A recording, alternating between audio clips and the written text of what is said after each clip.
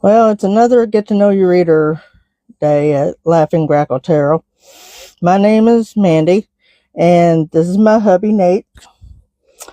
And for the few people that don't know us, hi, and welcome home. I want to congratulate Brittany Watson on winning the free video session with me. But as you can see, we're in a loaner truck. So we don't have some of the things to be able to do the live at this time.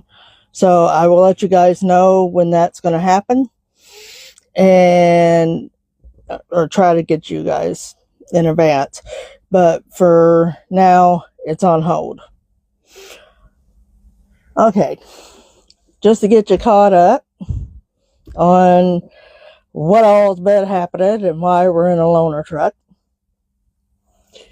Yeah, Friday we shut down for our 34 after delivering our load Friday night at the yard. And Saturday morning we got up to do the things that we do on our break, go to the store and need to do some laundry and get some showers and get us something to eat. As soon as my tires hit the road, a very low oil pressure warning popped up on my dash. So I immediately had to turn the truck around and get it back into the parking lot as fast as I possibly could. I got it parked. Realized, it's got plenty of oil in it. We're good there. So I call Ryder, have them come and send a mechanic out. Being Saturday, they had to get an after-hours mechanic to come out to me. He came out. He ran his diagnostics and everything. All the codes pointed to that there was actually a low-pressure issue, not just a sensor or something going out. He said most likely, based on the fact that we have 750,000 miles on the truck, that it is the oil pickup tube. Because that's about the time they go out, since they make them out of plastic. Do you want to explain what that is? Well, it's pretty self-explanatory in the name, but it's the tube that's down in the oil pan that pulls the oil up out of the oil pan and into the engine. Well, it cracked. And so it was just sucking air instead of oil. So for the whole time of me turning the truck around and getting it back in the parking lot, there was no oil going to the engine. So he says there ain't nothing they can do about it until Monday. So we get us a hotel, get settled in for the weekend, had to call a taxi, pay $34 for a taxi to go 2 miles, because $15 pet fee and $2 for an extra passenger, $12 for the original fee, and then $3 because I used the card. Welcome to trucker life. So all we did was go 2 miles down the road. So we get in the hotel, get settled in. We're doing all right. Monday, I get up. I get a phone call from work.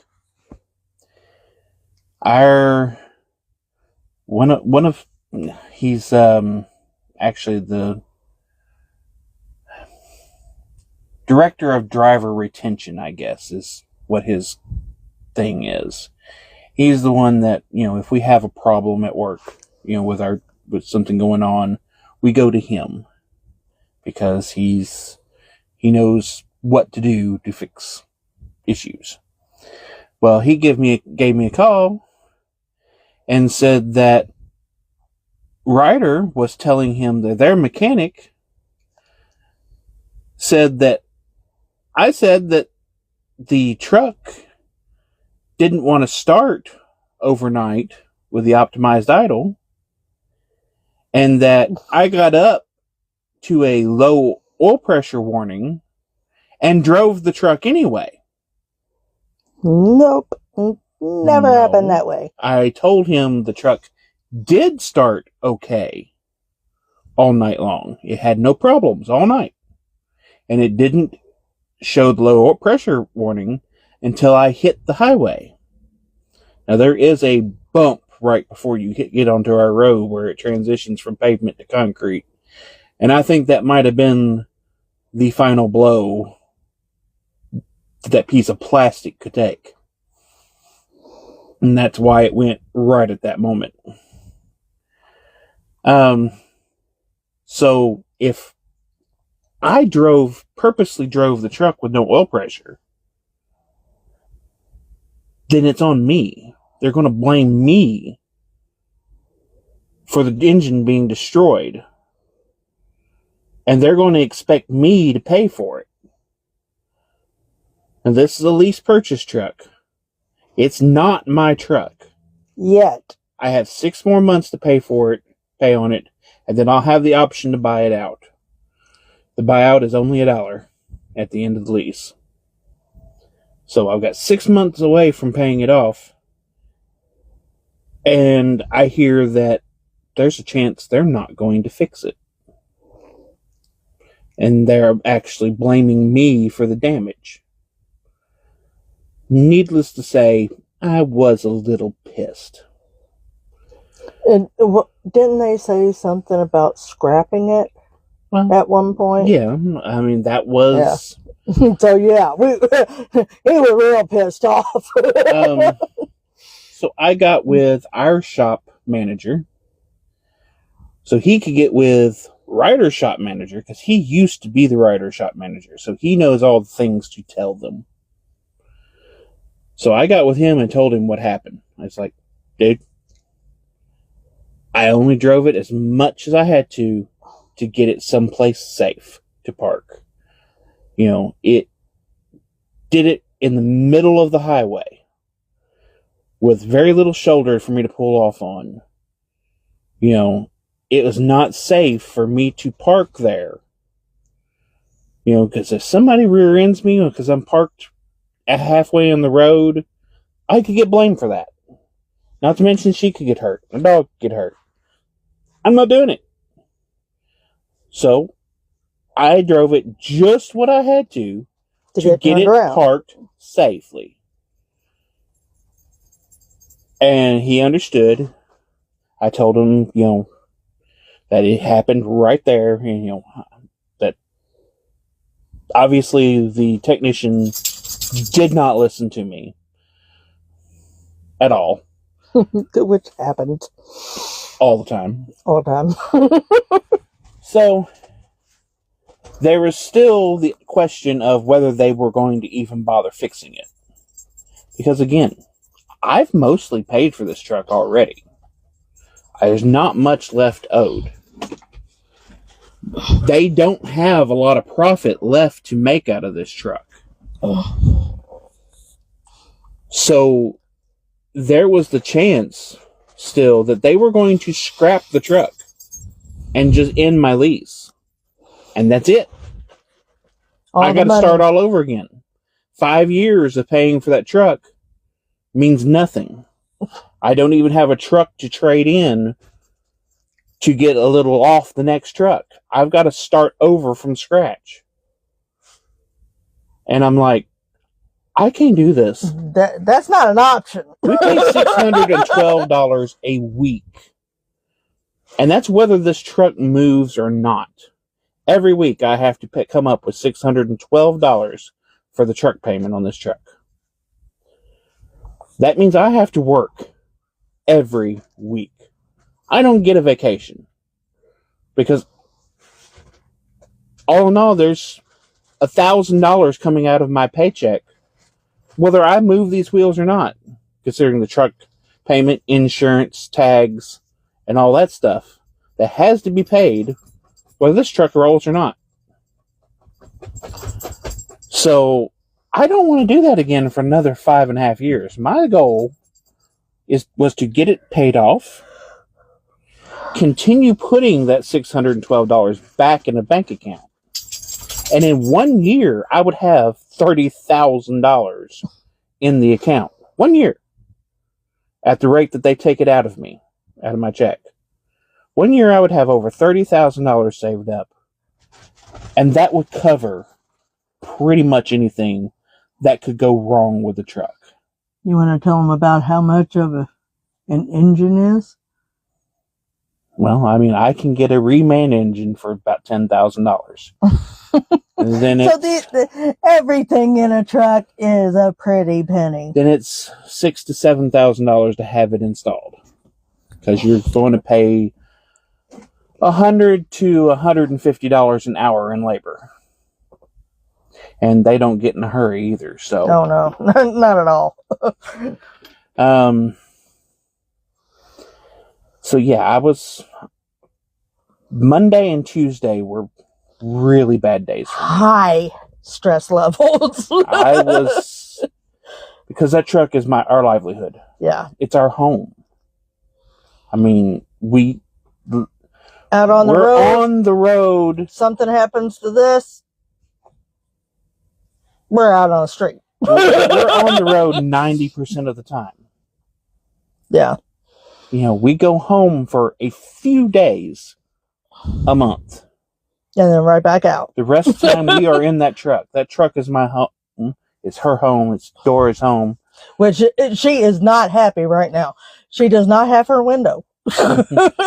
So, you know, that truck is everything to us. And the thought that Something we were gonna happens lose it. to it. Yeah. and start over again.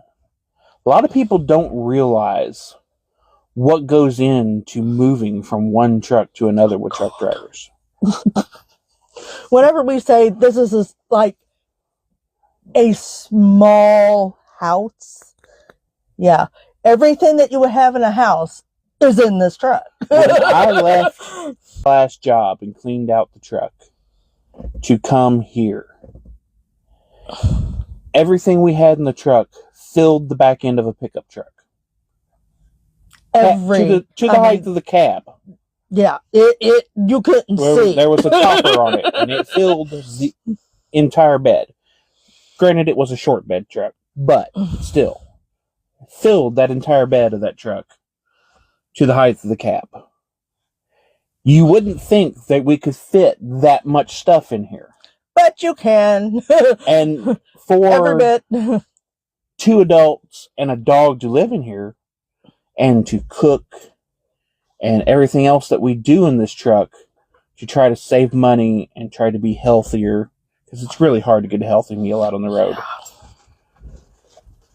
And Everything's it's expensive fast at that food. because truck stops are expensive. At least 10 to 15, maybe even up to $20 a pop.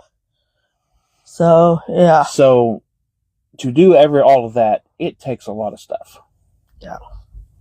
And just to move from that truck to this one, they're 2 completely different makes. They're both designed completely different. Our truck is a Freightliner. This is an International. The storage, everything is completely different moving from one to the other. Yeah. We only moved the basics we needed to survive roughly for the time we're going to be in it till we get our truck back. And that. Just the bare necessities. But that took us something. hours to figure out what we needed, what we could live without for a little while, get it all packed up, get it into this truck, and then figure out where we're going to put it in this truck. Is it going to fit? Is it? Because I bought things specifically for that Our truck. Yeah. Now, the storage cabinets in here, I had no place to put my Instapot. I didn't bring it. All I had, there's no place to put That's over half of our cooking equipment is we've still in lost the truck. 2/3 of our cooking equipment because there's no place. This sleeper is smaller than the other one is, and the spot that you would normally put a microwave is too narrow. Microwave won't fit. So we have no microwave either. All I have to cook with now in this truck is an electric skillet. That's it. So now I Yeah. have to plan all our meals around an electric skillet. Just a simple thing as paper towels. I had a paper towel holder in our other truck.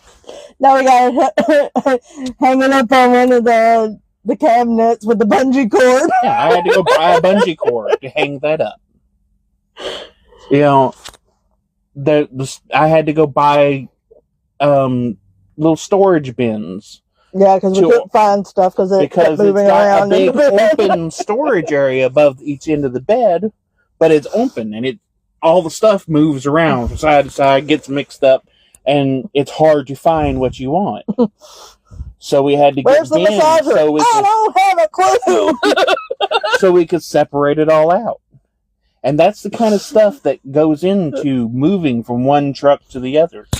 We never said it wasn't like a real funny situation. It's just one of those things. It's just nuts whenever you do it. Depends on your definition of funny. I did not find it funny at all. I know. I was ready to scream. A trucker sit there and panic, say, "Oh, we're going to give you a different truck." Yeah. Oh, hell no, you ain't doing that to me. Well, a lot of drivers are pretty basic. That if they're solo, they have everything in a suitcase. True. And it don't take them nothing to move from one truck to the other. But I've never been that way because, hey, baby girl, I don't like eating out. I don't like having to spend so much money on food. So yeah, I've always had a microwave, a refrigerator, and other stuff to cook my meals.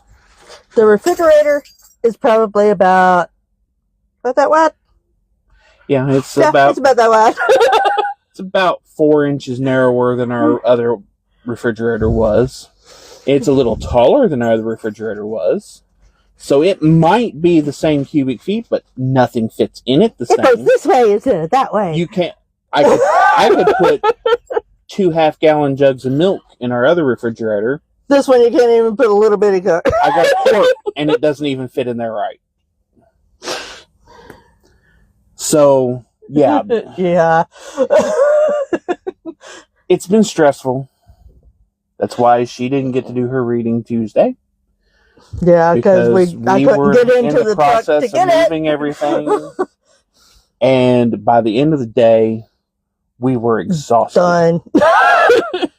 And then on top of it, we're in this different truck that I absolutely hate.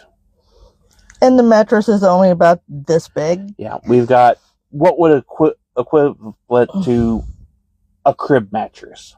Yeah. Thickness. That's what For both of us. That's what they put in these things. So it's hard as a rock. We're not sleeping good. Yeah. The truck rides like a Sherman tank. Everything rattles. I sit in my seat. I'm a big guy, so, and I've got the seat all the way back, the steering wheel all the way up, and my belly's still rubbing the steering wheel, and my knees are smashed into the dash. My Freightliner, I had room. Yeah. Big room. In comparison. I even have to learn how to get out of this truck differently.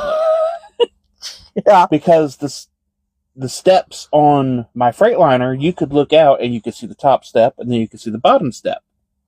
So I could go out sideways. And that's how I did. I'd hold onto the steering wheel with one hand, hold onto the door with the other, and step out sideways. But this one, the steps are over top of each other. You can't see the bottom step. So you have to turn around backwards and go down like you're going on a ladder. And I've been driving Freightliners for probably 8-9 years now. And that's what I'm used to. And you have to pay attention now. Even my Peterbilt before that, the steps were staggered like the Freightliner is. So I didn't have to worry about that. And I drove a Freightliner before that one. I've driven nothing but trucks that have the steps staggered. And now they're not. And I'm afraid I'm going to break my damn neck getting out of this truck one day. did that. So, yeah, it's an aggravation.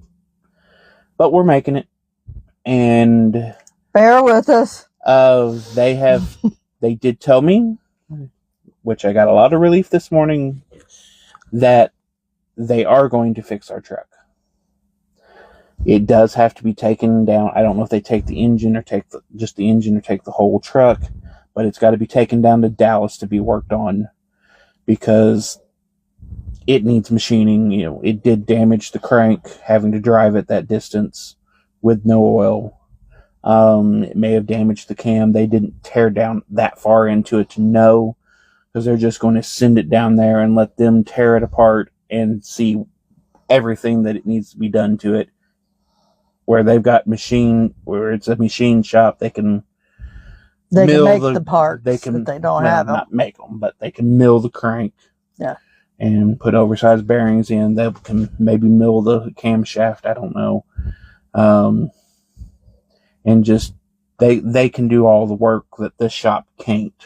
You know, they can replace parts here, but they don't have the ability to mill them and fix things that have been damaged like that. And the only thing they could do is replace the crank, and that costs a lot more. So they're going to fix it, and we will be back in the truck. Hopefully very soon. All right, you ready for your... Yeah.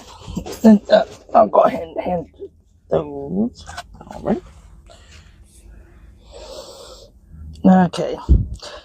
Today's cards are from the Witching Hour. First card is Deep Being. It tells us that we are close to seeing the light at the end of the tunnel. That the work has been done and you have overcame your obstacles. You can be unapologetically yourself, and you will not defend yourself with what other things that other people don't like about you. This is a great outcome of the situation that you are asking about. Next card is the Season of the Witch. This reminds us that there's always something good and bad in all seasons.